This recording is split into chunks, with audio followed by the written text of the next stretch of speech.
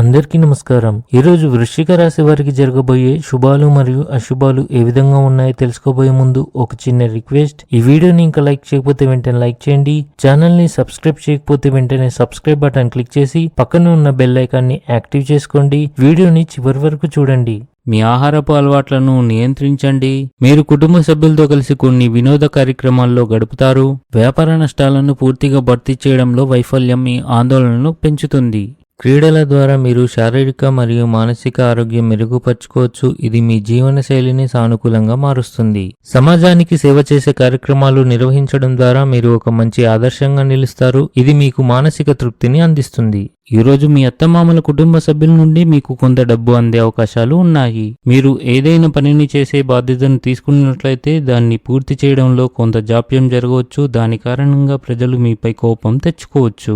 ప్రవర్తనలో ఆకస్మికత మరియు అవగాహన పెంచుకోండి. ఆఫీస్లో మీ ప్రభావం ఎక్కువగా కనిపిస్తుంది. కొన్ని కోరికలు నెరవేరినప్పుడు మనసు ఆనందంగా ఉంటుంది. పెండింగ్లో ఉన్న ఇంటి నిర్వహణ పనులు పూర్తి చేయడానికి ఇది సరైన సమయం. వ్యాపార లక్ష్యాలను సాధించడానికి మీరు చాలా కష్టపడవలసి ఉంటుంది. పోటీదారులపై విజయం ఉంటుంది. అదృష్టం పెరుగుతుంది. ఈ రోజు మీరు తీసుకునే కీలక నిర్ణయాలు మీ భవిష్యత్తు దిశను మార్చగలవు కనుక వాటిపై సరైన పరిశీలన చేయాలి. ఈ రోజు ఒక స్త్రీ మీ సమస్యలకు చక్కటి పరిష్కారాన్ని చూపిస్తుంది. ఆ పరిష్కారం మీకు కొత్త ఆశలు మరియు విశ్వాసాన్ని ఇస్తుంది.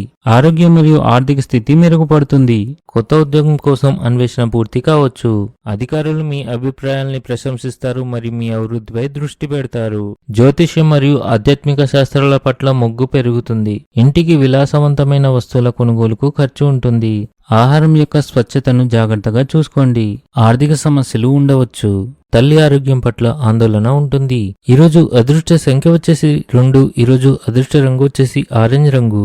ఈ విధంగా ప్రతిరోజు మీ రాశి ఫలాలను తెలుసుకోవాలంటే ఈ వీడియోని లైక్ చేసి మీ మిత్రులందరికీ షేర్ చేయండి. ఛానల్ ని తప్పకుండా సబ్స్క్రైబ్ చేయండి.